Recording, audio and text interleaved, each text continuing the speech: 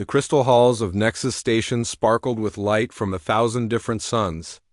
Delegates from 892 species filled the enormous chamber, their voices creating a symphony of clicks, whistles, growls, and words and languages too numerous to count. The 247th Galactic Assembly had begun. Just as it had begun every cycle for the past 3,000 years, High Counselor Vess stood at the center podium, her crystalline body refracting light in all directions. She was ancient even by the standards of her long-lived species, and she had presided over 200 of these assemblies. Her voice echoed through the chamber with perfect clarity. "We begin with the traditional calling of worlds," she announced. The chamber quieted as the list began. One by one, species answered when their names were called. The Avian Hierarchy, the Vrex Dominion, the Methane Collective, the Silicon Consciousness. Each answered with their formal greeting. Then came the name that always brought whispers. Earth, Sol System, Milky Way Galaxy. Silence filled the chamber for exactly 3 seconds.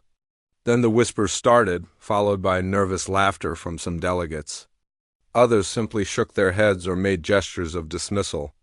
With whatever appendages they possessed, Ambassador. Talon Grieve of the Avian Hierarchy ruffled his golden feathers and let out a sound that resembled a snort. His species stood nearly 3 meters tall, with wings that could spread to fill a small room. They were one of the most powerful military forces in the assembly, and Grieve knew it.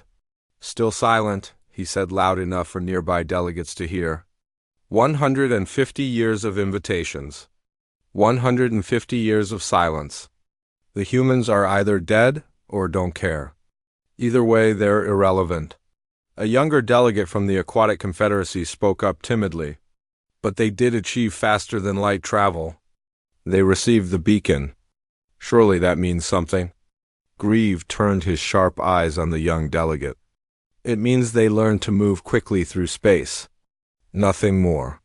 They saw what we offered and decided they wanted no part of it.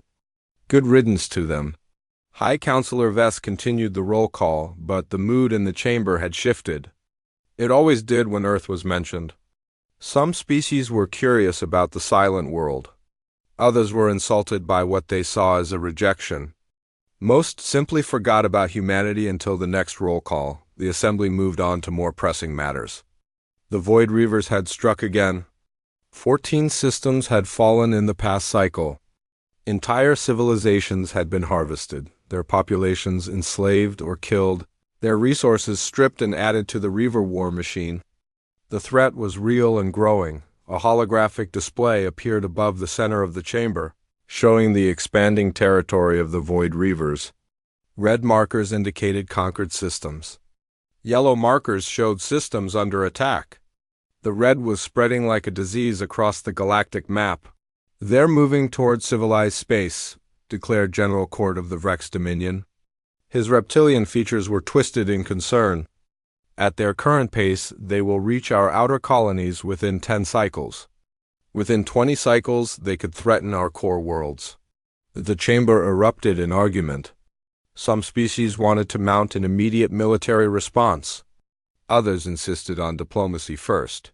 Several delegations argued that the Reavers were someone else's problem and that defending their own borders was more important than united action. Ambassador Grieve stood and spread his wings, commanding attention.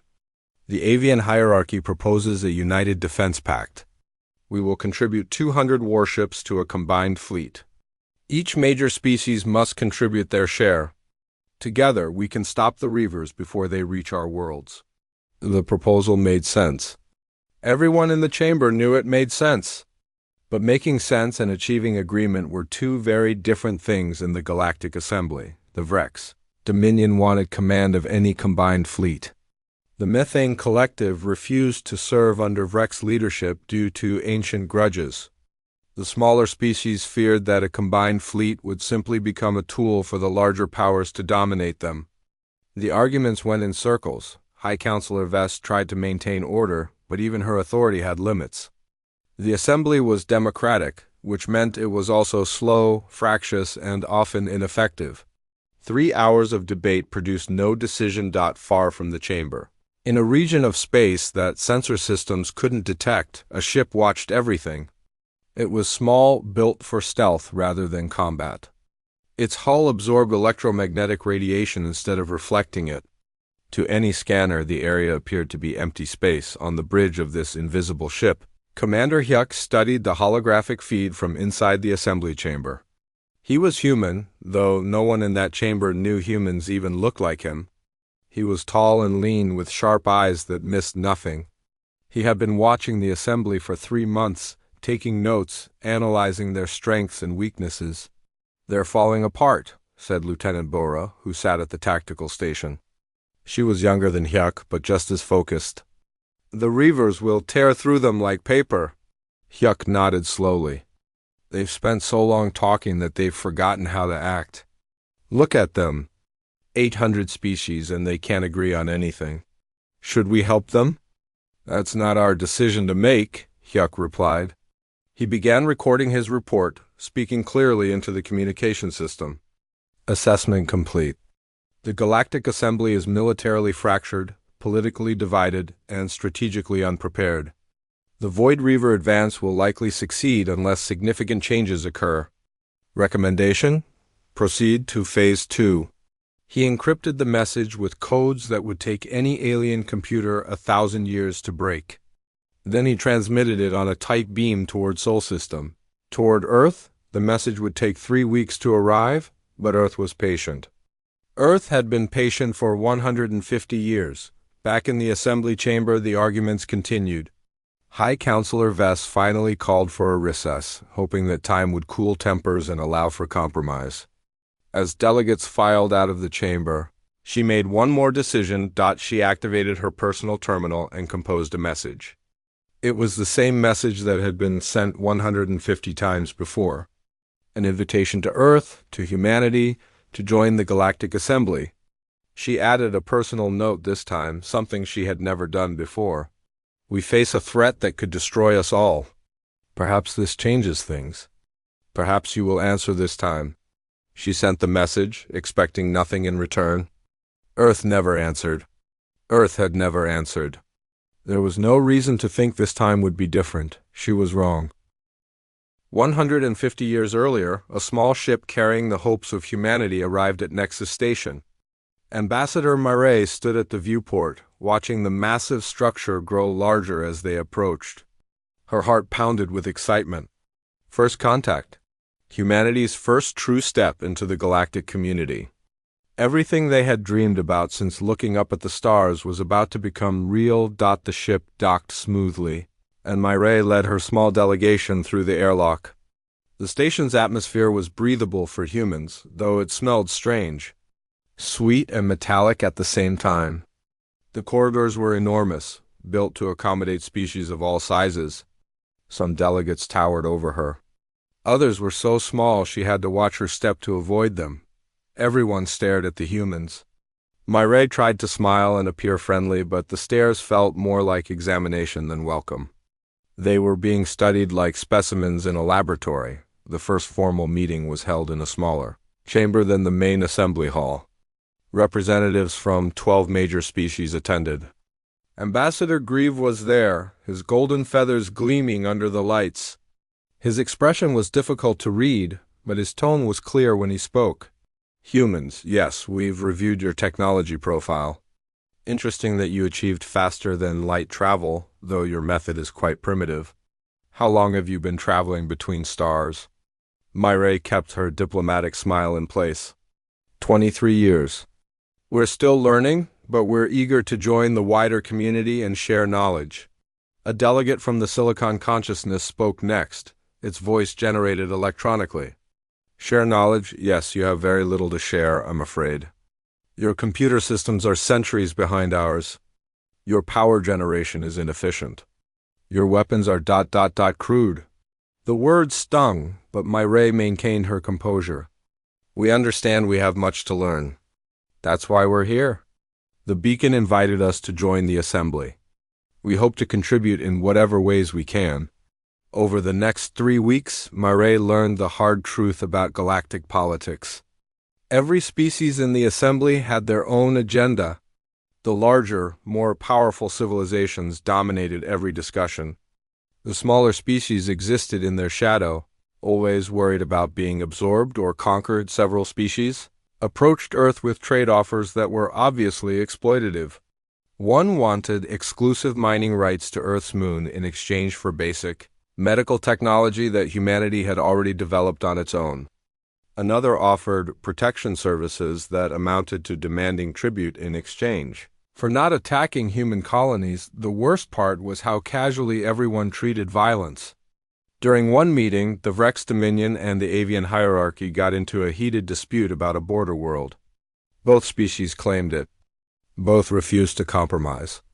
The argument went nowhere for days. Then one morning, Myray woke to news that the Vrex fleet had bombarded an avian colony on a different world entirely. 3 million civilians died in the attack. The Vrex claimed it was a negotiating tactic. To show they were serious about their territorial claims, Myray waited for the outrage, for the swift response, for justice. Instead, she watched the assembly debate appropriate responses for 3 weeks. Some species condemned the attack. Others said both sides were at fault. Eventually, a committee was formed to study the situation and recommend a path forward. The avian colony was still burning, and the assembly was forming committees. Myray requested an emergency meeting with High Counselor Vess, the ancient crystalline being received her in a private chamber. Counselor, 3 million people are dead. The assembly must act. This cannot stand. Vess's body dimmed slightly, a sign of sadness in her species. Ambassador Myray, I understand your distress. Your species is young. You still believe in swift justice. But the assembly cannot act without consensus. If we move against the Vrex without proper procedure, we risk fracturing the entire alliance. So procedure matters more than lives? Procedure is what prevents total war, Vess replied. Yes, 3 million died. But if the assembly fragments, billions could die. This is the price of peace among so many species. It is slow, it is frustrating, but it is better than the alternative. Myray returned to her ship that night and composed her report to Earth. She was honest. Brutally honest. The Galactic Assembly was not what humanity had hoped. It was bureaucratic, divided, and ultimately toothless. Species respected power, not principles. Violence was common. Justice was rare. She recommended that Earth decline formal membership 6 months later. After Earth had carefully reviewed everything Myray had learned, Director June made the decision that would define humanity's next century and a half. He stood before the United Earth Council and presented what he called the Silence Protocol. We will not join the Galactic Assembly, he said. But we will not ignore them either. We will watch. We will learn. And we will prepare? The plan was ambitious. Earth would maintain minimal contact with the galaxy. They would acknowledge the beacon but decline all invitations. Meanwhile, humanity would expand in secret. They would colonize systems that no other species had claimed. They would develop technology without interference or regulation from the assembly. Most importantly, they would build a military. Not for conquest, but for protection. The galaxy had shown humanity its true face, and that face was dangerous. The Silence Protocol had 3 phases. Phase 1 was expansion and observation. Human colony ships spread out through unclaimed space, using stealth technology to avoid detection. Within 50 years, humanity had colonized 47 systems. Each colony was self-sufficient and heavily defended. Phase 2 was intelligence gathering. Ships like Commander Hux eventually commanded were built specifically to watch the Galactic Assembly. Humanity studied every species. Their strengths, their weaknesses, their tactics, their politics. Knowledge was power, and Earth gathered knowledge relentlessly. Phase 3 was the Silent Fleet. For 150 years, humanity built warships in secret. They learned from watching countless conflicts in the galaxy. They saw what worked and what failed. They developed weapon systems that combined the best ideas from multiple species with human innovation. Every ship in the Silent Fleet was built to function as part of a coordinated whole. Where other species' fleets were collections of individual ships pursuing individual glory, human fleets fought as one organism. Their tactics were precise. Their coordination was flawless. Their technology was cutting-edge. By the time Director Hano inherited her position from her grandmother, Earth commanded 1,000 warships, each one equal or superior to anything in the known galaxy. The Silent Fleet had never been tested in combat, but simulations suggested they would be devastating for 150 years. The Galactic Assembly sent invitations to Earth. For 150 years, Earth sent no response. Not out of arrogance or fear, but because humanity was preparing. They were learning. They were becoming strong enough that when they finally did speak, the galaxy would listen. Director Hano stood in the command center deep beneath Earth's surface. Holographic displays showed real-time feeds from human colonies, intelligence reports from stealth ships watching the assembly, and tactical readiness assessments of the Silent Fleet. Everything Earth had built over 1.5 centuries was ready. Captain Soyan stood beside her.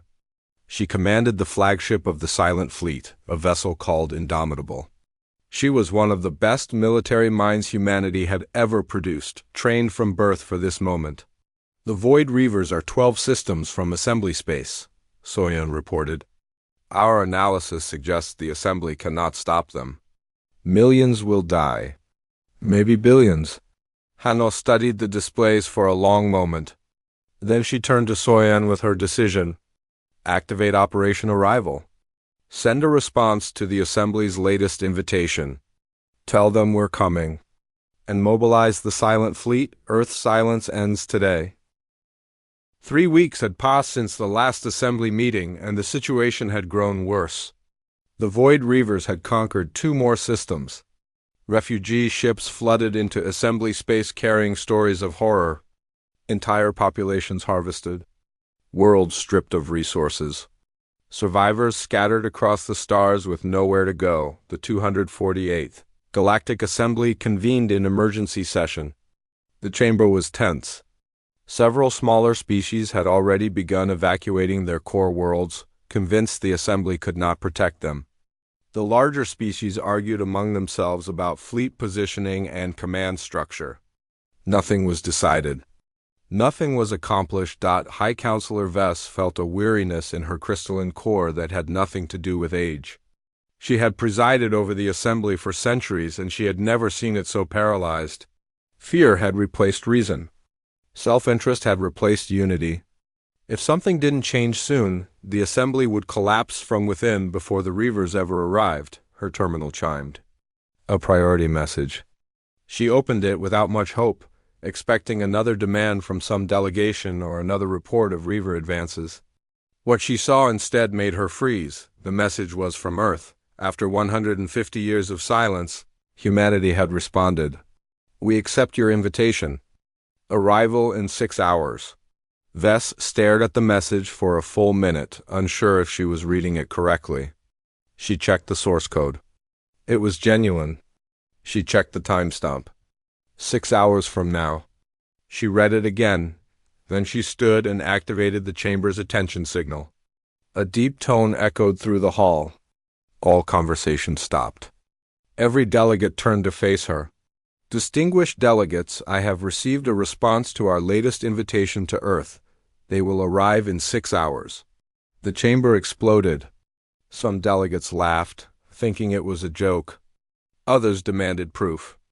Ambassador Greaves' feathers ruffled in agitation. After 150 years? He called out. Now they decide to answer? What possible difference could one primitive world make? They said they're coming, Vess replied simply. We will know in 6 hours what difference they can make. Those 6 hours felt like 6 years. Speculation ran wild among the delegates. Some believed Earth would arrive with apologies and requests for help. Others thought humanity had developed some new technology they wanted to trade. A few worried it might be a trick or a trap of some kind. Commander Yuk watched from his stealth ship, still hidden in the darkness of space. He knew what was coming. He had been recalled 3 days ago and told to observe the Assembly's reaction. He found himself smiling as he watched the delegates scramble and argue about what Earth's arrival might mean. 6 hours passed. Then the sensor systems across Nexus Station began registering something impossible. Space itself was rippling near the station. Energy readings were off the charts. A jump point was forming, but it was massive. Far larger than anything needed for a single ship, a diplomatic vessel emerged first. It was sleek and elegant, bearing the symbol of Earth on its hull, a blue marble against the black of space.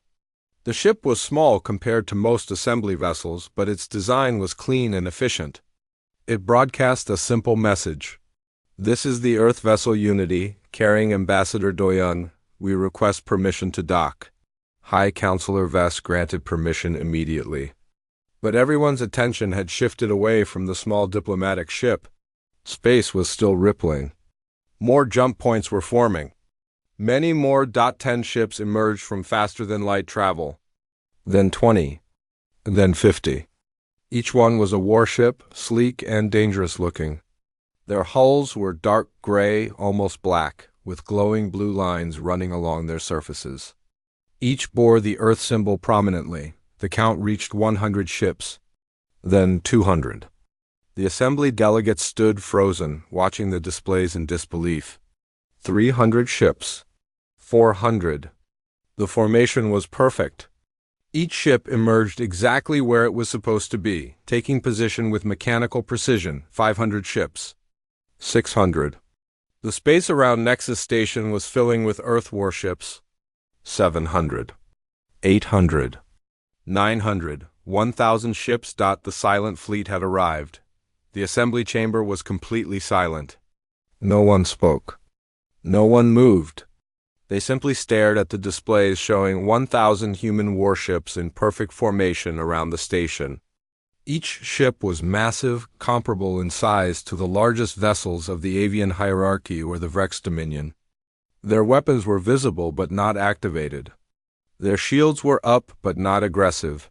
They simply waited. Ambassador Greaves' beak hung open. His earlier dismissal of Earth seemed foolish now. He had called them primitive, irrelevant, but primitive species don't build 1,000 warships. Irrelevant species don't make an entrance like this. A new transmission came through on all frequencies. The voice was calm and professional, speaking perfect galactic common tongue with a slight accent. This is Fleet Admiral Inha of the Earth Silent Fleet. We have received your invitation to join the Galactic Assembly. We have also observed your current crisis with the Void Reavers. Earth is here to help. We await instructions for docking and formal introductions. High Counselor Vess found her voice first. Fleet Admiral, your arrival is ... expected. You are most welcome. Ambassador Doyon may dock his vessel in Diplomatic Bay 7. As for your fleet, our station can accommodate perhaps 20 vessels for standard resupply. The rest will need to maintain position in open space. Understood, Counselor. We have our own supply ships. We require nothing from the station. Diplomatic Vessel Unity is proceeding to Bay 7 now. The small diplomatic ship detached from the formation and moved smoothly toward the station. Behind it, the 1,000 warships of the Silent Fleet remained in perfect position. Like a sleeping giant that had just opened its eyes, inside the assembly chamber, chaos erupted. Everyone had questions. Where had these ships come from? How long had Earth been building them? Why reveal themselves now? What did Earth want in exchange for their help? Ambassador Doyon arrived in the chamber 30 minutes later. He was human, dressed in a simple but elegant uniform. He was tall by human standards, with calm eyes that seemed to take in everything. He walked to the center of the chamber with confidence, but not arrogance. High Counselor Vess welcomed him formally. Ambassador Doyon, on behalf of the Galactic Assembly, I welcome you and your people. Your arrival has surprised us all. We have many questions. Doyon bowed slightly, a human gesture of respect. Counselor, honored delegates, I thank you for your welcome. I understand you have questions. I will answer them honestly. Earth has been silent for 150 years because we were watching and learning. When Ambassador Murray returned to Earth after her first visit here, she reported what she found. An assembly that talked endlessly while worlds burned. Species that valued politics over protection. We decided that joining such an assembly would not serve humanity's interests. The chamber stirred with indignation, but Doyun continued calmly. So we chose a different path. We expanded quietly. We studied every species in the assembly. We built ships and trained crews. We prepared. Not for conquest, but for the day when preparation would matter more than politics. That day has come. The Void Reavers threaten innocent civilizations. The assembly argues while people die. Earth will not argue. We came to act. Ambassador Grieve stood, his feathers ruffled. You speak boldly for a species we know nothing about. You have ships, yes? Impressive ships. But one fleet does not win wars. What makes you think you can succeed where the combined might of the assembly has hesitated? Doyan met his gaze steadily. The assembly has not hesitated, Ambassador Grieve. The assembly has failed. You have 800 species and cannot agree on basic strategy. We are one species, unified in purpose. You talk. We act. That is the difference. Vess spoke before Grieve could respond. You said you came to help. What are your terms? No terms. No demands. We will help you fight the Void Reavers because it is the right thing to do. When the war is over, we can discuss Earth's relationship with the Assembly. But right now, people are dying. We should stop talking and start fighting. The silence that followed was different from before. It was thoughtful, considering. Finally, Vess made her decision. The Assembly accepts Earth's offer of assistance. Welcome to the Galactic Assembly, humanity. Let us hope your actions match your words. The planning session began immediately. Representatives from the major military powers of the Assembly gathered in a strategic command room. Holographic displays showed the approaching Void Reaver fleet and the world they were targeting. Carvex Prime, a wealthy trade world with a population of 4 billion. If it fell, the Reavers would have a foothold in the heart of civilized space. General Court of the Vrex Dominion stood at the head of the room, his scaled hands gesturing at the display. We have 6 days before the Reavers reach. Carvex Prime intelligence suggests they're bringing at least 800 warships. We need to mobilize every available vessel. Ambassador Grieve studied the tactical display. The avian hierarchy can contribute 140 ships within 4 days. But we must discuss command structure. Who leads this fleet? That question started another argument. The Vrex wanted command because they had the most ships. The avians refused to serve under Vrex leadership due to old conflicts. The Methane Collective insisted on shared command. Several smaller species worried about being used as cannon fodder. Fleet Admiral Inha sat quietly at the edge of the room, watching the argument unfold. Captain Soyan stood beside her, arms crossed. After 20 minutes of circular debate, Soyan leaned close to her admiral. We could end this in 10 seconds, she whispered. Inha nodded slightly. Let them talk. They need to feel heard. We'll act regardless of what they decide. Another 10 minutes passed. Finally, High Counselor Vess entered the room.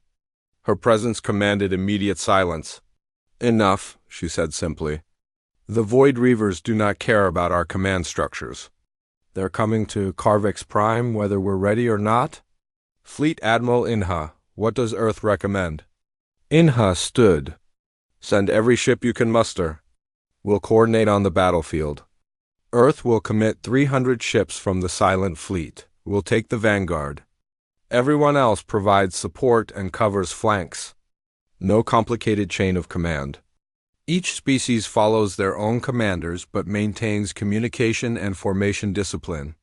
Simple and effective. General Court bristled. You want us to follow humans into battle? You've never fought the Void Reavers. You don't know what you're facing. You're right, Inha agreed. We've never fought them. But we've watched them fight you for 150 years. We know their tactics. We know their weaknesses. And we know that if everyone keeps arguing about who's in charge, Carvex Prime will burn. High Counselor Vess made the decision. Earth's plan is acceptable. All species will contribute what ships they can. We depart in 3 days. 3 days later, the combined fleet assembled at the rally point. 600 ships from the various assembly species joined 300 human warships. It was an impressive sight, the largest combined fleet the assembly had fielded in decades. But everyone knew it might not be enough. The Void Reavers were legendary for their brutality and effectiveness. They had conquered dozens of civilizations. Their ships were built from scavenged technology, creating unique and unpredictable designs. They never retreated. They never negotiated. They simply harvested everything in their path.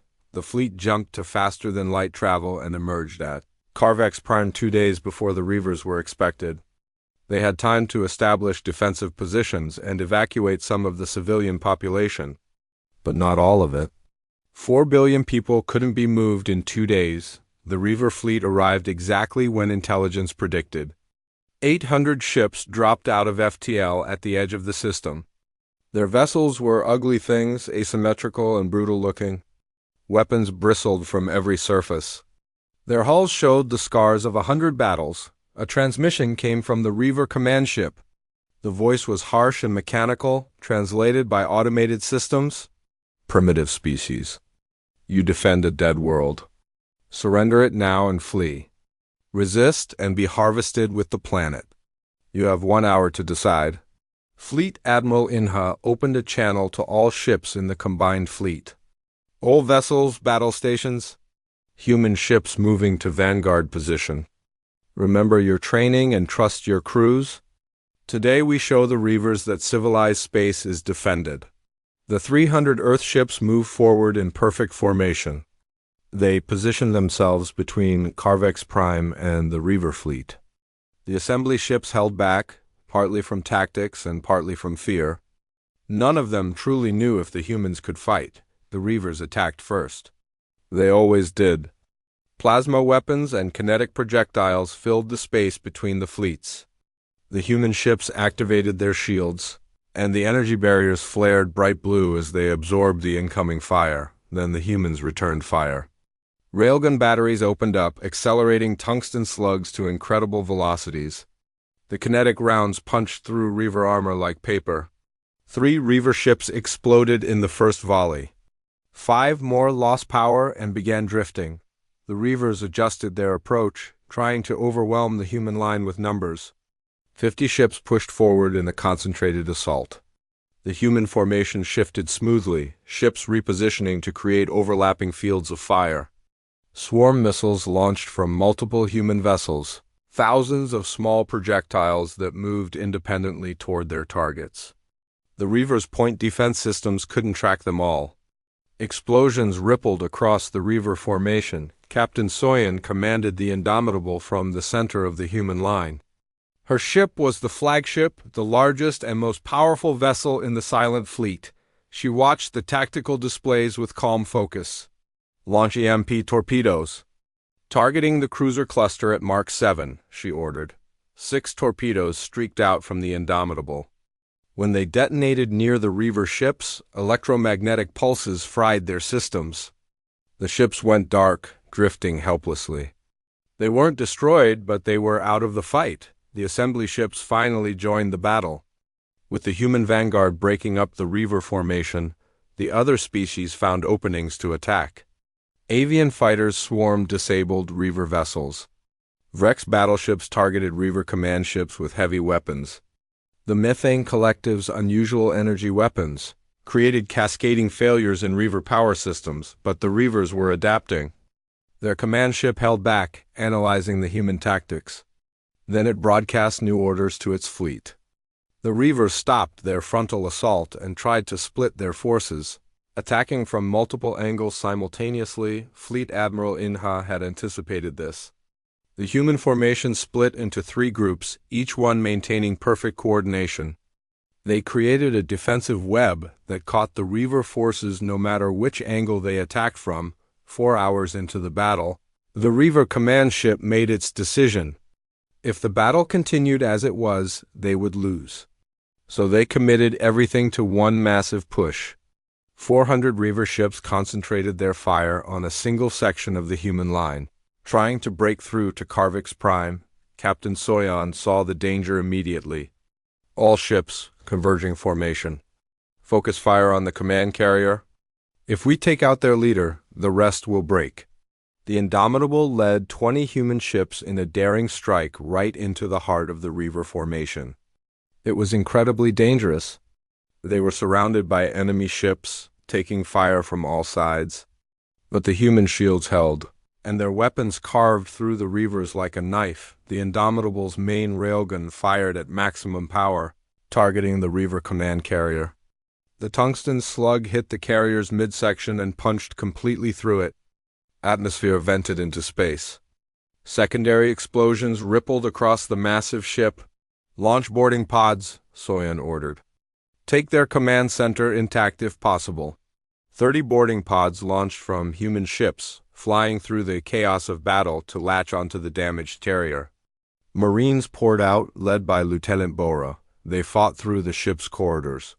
Meeting fierce resistance from Reaver defenders, Bora moved with practiced efficiency. Her squad clearing rooms and corridors with coordinated precision. Human training emphasized teamwork over individual heroics. Every Marine knew their role. Every Marine trusted the person beside them. They reached the command center in 12 minutes. The Reaver commander was still alive, a massive creature with cybernetic enhancements covering half its body. It fought with desperate fury, but it was alone. Bora's squad subdued it without killing it. Command center secure, Bora reported. Reaver commander captured alive. With their leader gone and their command ship disabled, the Reaver fleet lost cohesion. Some ships tried to continue fighting. Others attempted to flee. The combined assembly and human fleet pursued them ruthlessly. By the time the battle ended, 673 Reaver ships were destroyed or captured. 127 managed to escape. The cost to the defenders was remarkably light. 14 human ships were damaged but none destroyed. Assembly forces lost 42 ships, mostly from the initial Reaver assault before the humans had broken their formation. Karvik's prime was saved. 4 billion lives preserved. And the galaxy had witnessed something it had never seen before. Earth had fought the legendary Void Reavers and won decisively. Ambassador Grieve's ship pulled alongside the Indomitable after the battle. He opened a communication channel directly to Fleet Admiral Inha. His voice had lost its earlier arrogance. Admiral, the avian hierarchy was wrong about humanity. I was wrong. Your people fought with. News of the victory at Karvik's prime spread across the galaxy faster than light itself. Every species in the assembly heard the same story. The mysterious humans, silent for 150 years, had appeared with 1,000 warships and destroyed the Void Reaver fleet that had terrorized civilized space for decades. Species that had dismissed Earth as primitive or irrelevant suddenly wanted to know everything about humanity. The Galactic Assembly convened an emergency session 3 days after the battle. This time the chamber was packed. Every delegation attended. Every representative wanted to see the humans with their own eyes. Ambassador Doyon entered the chamber to something humanity had never received before. Applause. Genuine. Enthusiastic applause from hundreds of species. High Counselor Vess stood at the central podium, her crystalline body glowing brighter than usual. She waited for the chamber to quiet before speaking. 150 years ago, we invited Earth to join our assembly. They declined. We took their silence as rejection, as arrogance, or as fear. We were wrong. Earth was preparing, learning, building, and when the moment came that tested all of us, Earth acted while we argued. Today, we formally offer Earth full membership in the Galactic Assembly, with immediate voting rights and a permanent seat on the Security Council. The chamber erupted in approval. Only a few voices dissented, mostly from species who resented being shown up by newcomers. But even they couldn't deny what humanity had accomplished. Ambassador Doyon approached the podium. He waited for silence before speaking, his voice calm and measured. High Counselor, honored delegates, I thank you for this offer. Earth is honored by your recognition. However, I must be honest about our position. We came to help you fight the Void Reavers because it was the right thing to do. Not because we want a seat on your councils. Not because we seek political power. We acted because innocent people were dying while this assembly debated. The chamber grew tense. Some delegates wondered if Earth was about to reject membership again. Earth will accept membership in the Galactic Assembly, Doyon continued. But on specific terms. We will help defend assembly space from external threats. We will share knowledge and technology with species who approach us in good faith. But Earth's colonies will remain independent. We will not be subject to assembly regulations that conflict with our values. We will not ask permission to defend ourselves. And we will maintain our military strength because the galaxy has shown us that strength is the only thing that truly matters. Ambassador Grieve stood, his golden feathers ruffled. You ask for membership but refuse to follow our laws. That is not how the assembly works. Then perhaps the assembly needs to work differently, Doyon replied. For centuries, you've built a system where everyone talks and no one acts. Where committee meetings matter more than saving lives. Earth offers you an alternative. Partnership instead of membership. Cooperation instead of bureaucracy. We'll fight beside you, trade with you, and help you grow stronger. But we won't become like you. The words were harsh, but they resonated with many delegates, especially the smaller species who had spent centuries feeling powerless in an assembly dominated by ancient rivalries and political games. High Counselor Vess considered carefully. What you propose is unprecedented. The assembly has never granted membership without full compliance to our laws and regulations. Then create something new, Doyon suggested. Call it associate membership. Allied status? Whatever term makes sense. The label doesn't matter. What matters is that we fight together when it counts and respect each other's sovereignty when it doesn't. The debate lasted for hours. Some species supported Earth's proposal enthusiastically. Others saw it as dangerous precedent. Eventually, High Counselor Vess called for a vote. The measure passed with 73% support. Earth would be the first associate member of the Galactic Assembly. Full military cooperation and open trade. But independent governance. The celebration lasted only a short time before reality intruded. Commander Yuck had returned from his stealth ship and was now serving as Earth's intelligence coordinator. He requested an emergency meeting with Assembly leadership and brought the captured Reaver commander with him. The creature was massive, 3 meters tall and heavily cybernetic. Its organic parts were covered in scars. Its mechanical parts showed signs of damage from dozens of battles. Lieutenant Bora and 6 Marines guarded it closely. High Counselor Vess studied the prisoner with curiosity. This is the first time anyone has captured a Reaver commander alive. What have you learned from it? Commander Yuck activated a holographic display. We've interrogated it for 3 days. The information is disturbing. The Void Reavers are not conquerors driven by greed or ideology. They're refugees. They're running from something. That statement shocked everyone in the room. The Reavers were legendary for their brutality. The idea that they were fleeing something seemed impossible. Explain, demanded General Court. The Reaver commander spoke for the first time, its voice translated by a human device. We were not always harvesters. We were civilized once. Our empire spanned 200 systems. Then they came from dark space. The Devourers. They consumed our worlds. Not conquered, consumed, they broke down matter itself and absorbed it. Planets, ships, people. Everything became fuel for them. The creature's voice held something that sounded like fear. We fought them for 50 cycles. We lost every battle. Our only choice was to flee. We harvested other civilizations to fuel our escape, to build more ships, to stay ahead of the Devourers. We became monsters to survive? Fleet Admiral Inha leaned forward. Where are these Devourers now? Following us? The Reaver commander replied. They consume slowly, but they never stop. They have already entered what you call civilized space. In perhaps 20 cycles, they will reach your core worlds. And when they do, everything you know will end. The room fell silent. The threat they thought they had defeated was nothing compared to what was coming. High Counselor Vess turned to Commander Hyuk.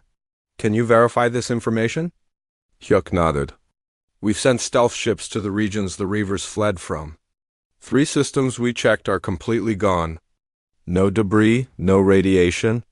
Just empty space where planets used to be. Something ate entire solar systems." The implications were staggering. The assembly had just barely managed to coordinate enough to fight the Reavers. How could they possibly fight something that had driven the Reavers to desperation? Ambassador Doyon spoke quietly.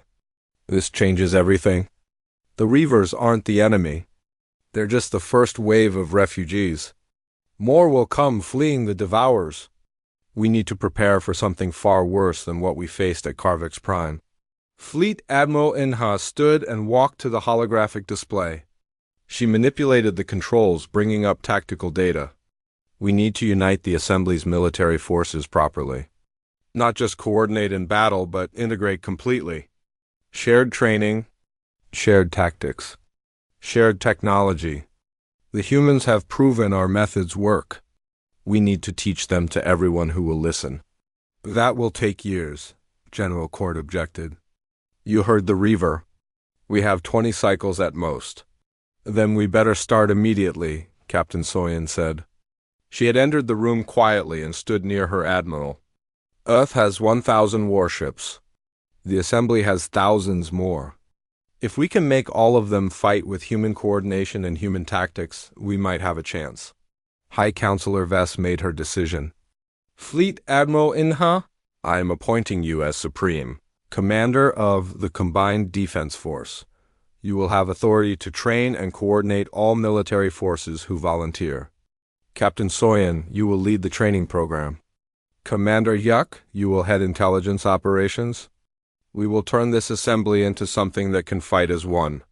Over the following months, the transformation began. Human ships traveled to dozens of systems, training local forces in coordination tactics.